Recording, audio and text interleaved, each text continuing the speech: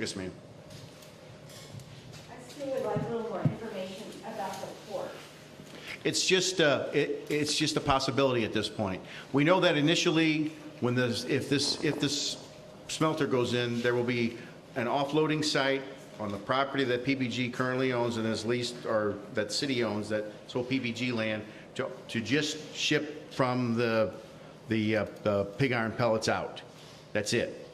Beyond that is strictly opportunity, and this waterways guy was talking about developing an multimodal intermodal site, because you have the two rails together here. You have two interstate highways coming together, and you have the river. It's a great opportunity.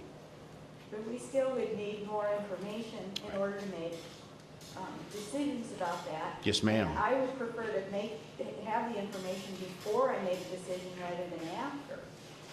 Because if you're talking about 400 or 500 acres there that you would have to build a levee around. No, you wouldn't build a levee around it. It needs to be, because the barges need to come in and get off the channel and get up in there so they can offload them. Yeah, but that whole, even today, you go up there and look at it, all of that's underwater. Right. That whole thing is underwater. And that would be an issue that they'd have to address. I don't know how they do that down south. If you look at the Memphis port, it's a giant port. It's an old horseshoe bend. It's got an island in the middle. I mean, it's thousands and thousands of acres.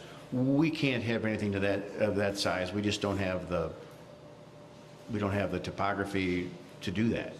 So how are we going to find out information about the port? Well, when they make the investment to pay someone to draw up plans, they'll submit them to the city and to MoDOT and to the federal government, and you'll have the opportunity to see them. That's public. But then we still would say no to the port until we have that information. So They won't make the investment unless you give them a signal that there's a possibility they could build it. Okay, well, so then we would have to say no to it because we can't allow. Well, it's a cart and horse kind of thing. You can't, you can't make a decision until you see it. They're not going to put the plan together unless they have an opportunity to build it. Then our idea is to say no until we have some more positive information, until we know how much traffic's going to come through our town and how much rail traffic there's going to be. Then we have to say no.